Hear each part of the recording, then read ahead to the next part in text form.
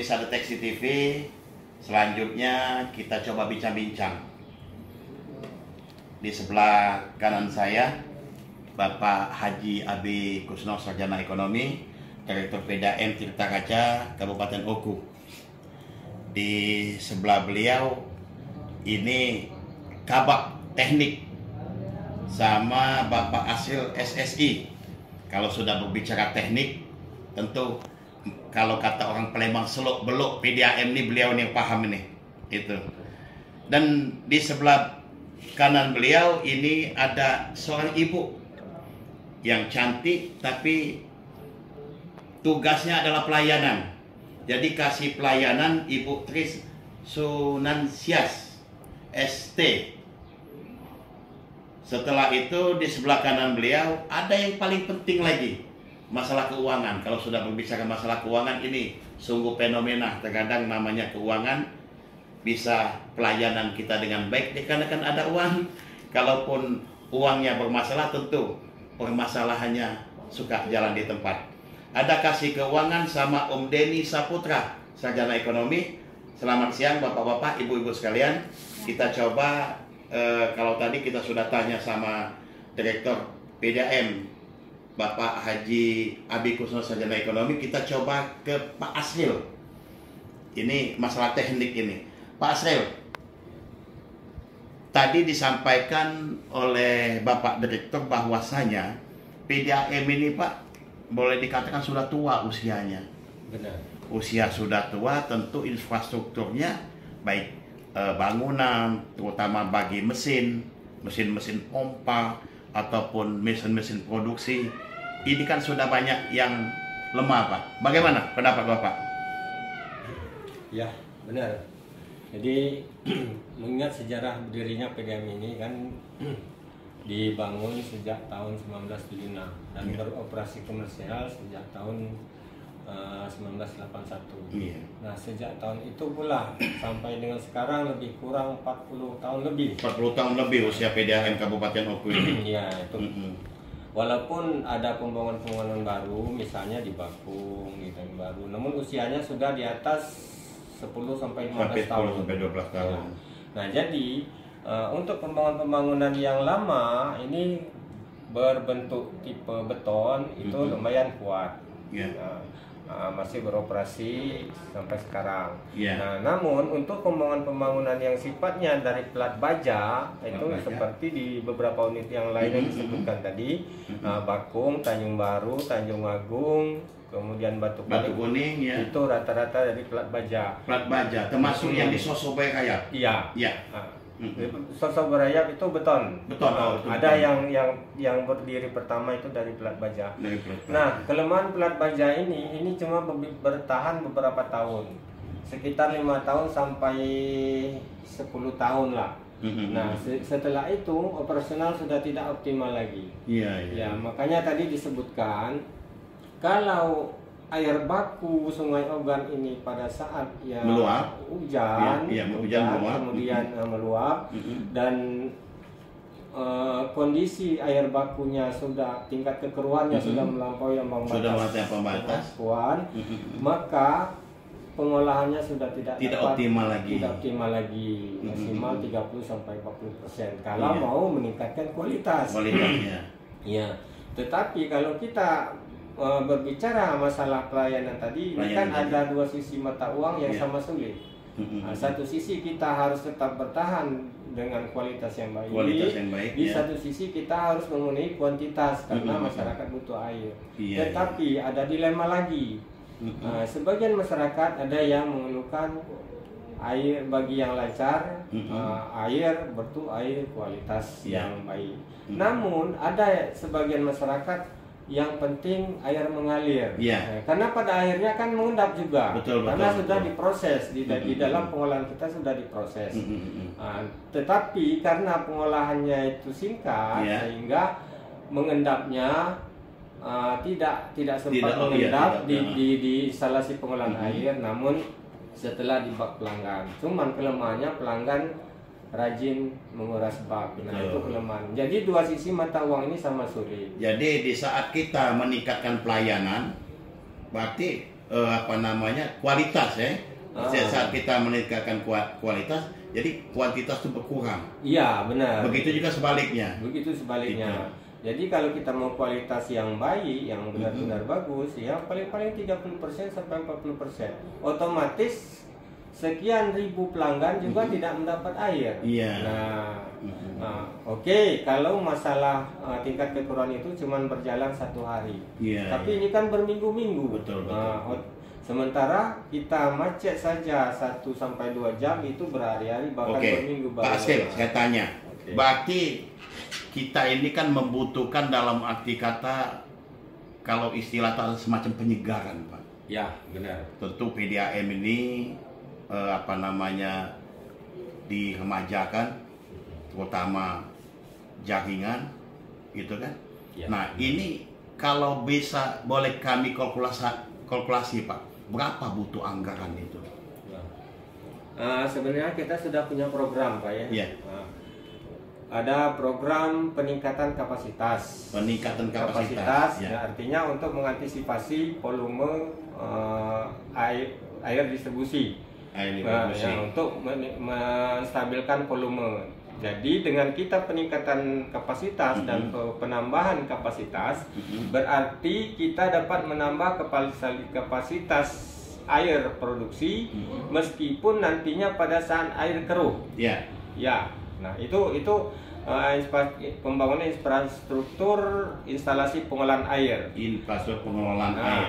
Kemudian di program yang berikutnya berupa jaringan perpipaan. Artinya kita harus memperbaiki jaringan perpipaan mulai dari kualitas tadi, peningkatan produksi, kedua jaringan. Artinya kita bisa menjamin kualitas air yang diproduksi itu tetap berkualitas sampai ke pelanggan.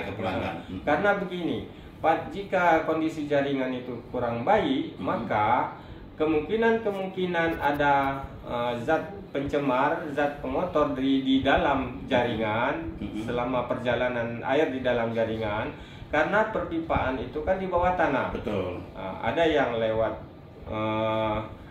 rawa, ada yang lewat drainase, ada yang lewat bawah bangunan, sehingga jika terjadi pecah atau bocor jaringan perpipaan, ada kemungkinan ada kotoran yang ikut masuk ke dalam jaringan, sehingga kualitas air walaupun di pengolahan kita bagus, kalau jaringan sampai bagus, sampai ke pelanggan juga akan tercemar. Oke. Pak Asel, kita cut dulu, Pak.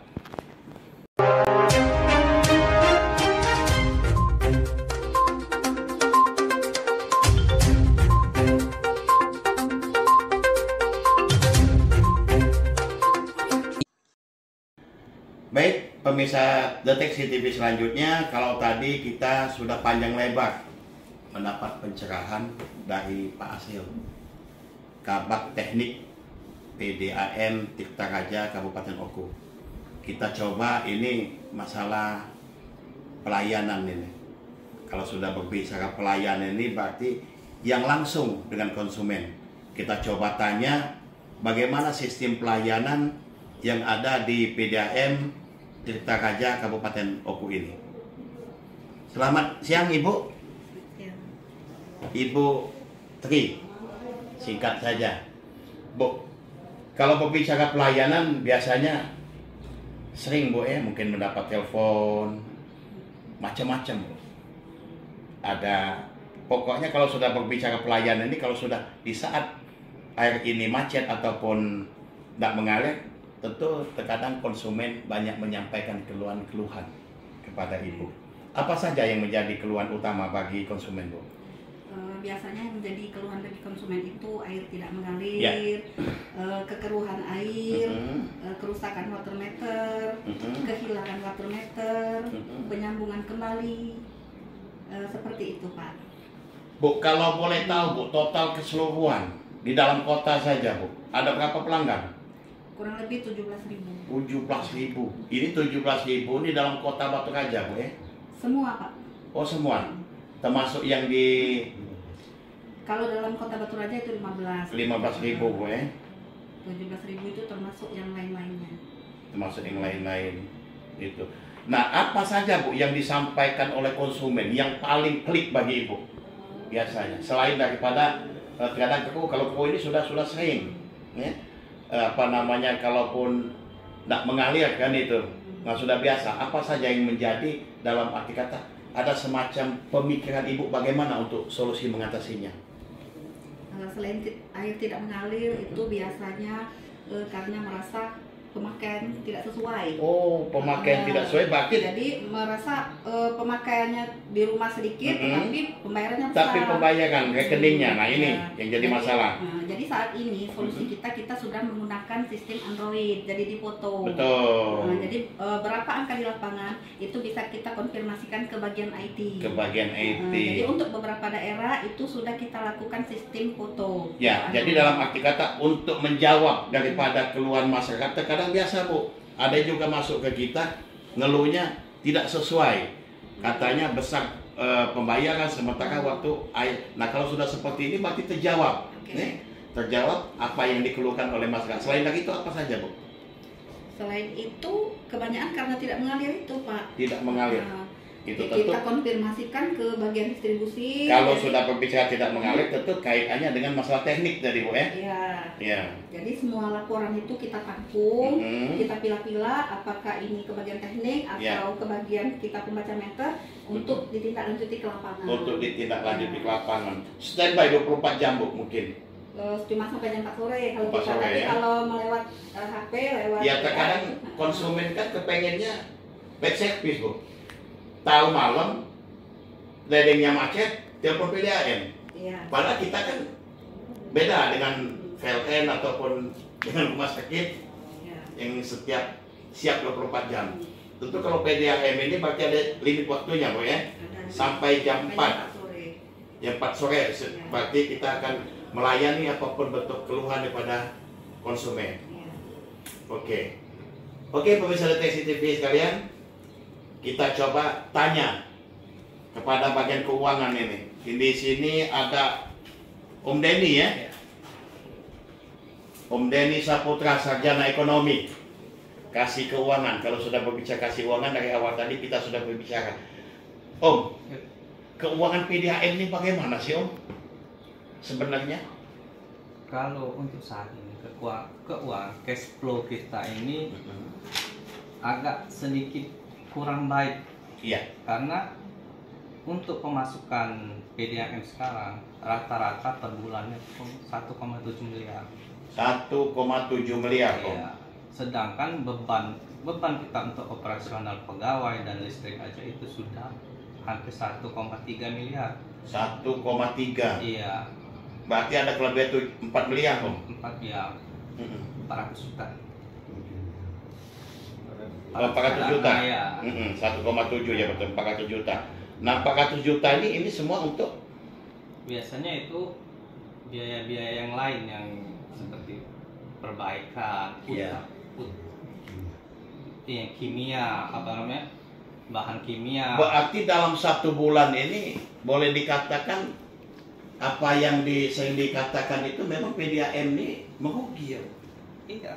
Kalau misalnya kalau kita lihat rugi. Dari nilai ini 1,7, sementara operasional kita sudah ada 1,3,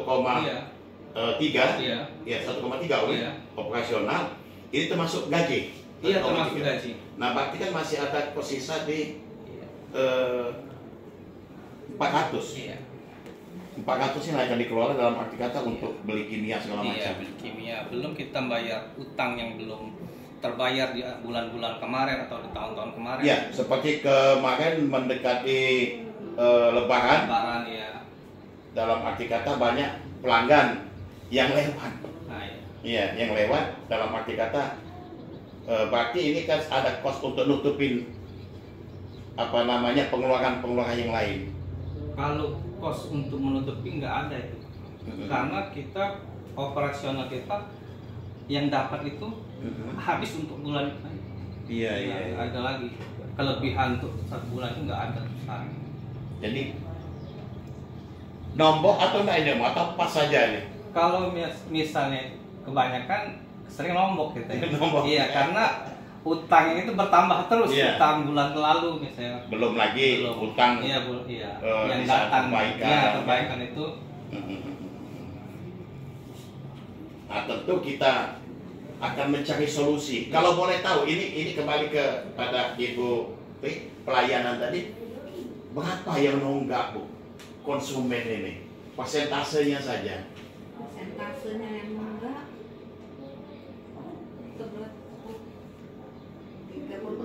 30%. 30% konsumen menunggak Bu. Ini dari bulan berapa ini? Dari tahun ke tahun. Boleh katakan dari tahun. Ya. Berarti setiap tahun itu boleh dikatakan ada 30% konsumen yang menunggak. Itu setiap tahun bertambah. Setiap tahun bertambah. Itu. Setiap tahun bertambah, sementara kita pelayanan kita setiap tahun akan kita tingkatkan, kan seperti itu. Iya. Oke. Nah, ini kembali ke masalah teknik sama Pak Asep. Pak, kita kepengen dalam arti kata melihat. Kami sudah ke Batu Mata, sudah ke Tanjung Baru, dan juga sudah ke Bakung. Gitu. Ini adalah pusat ataupun induk.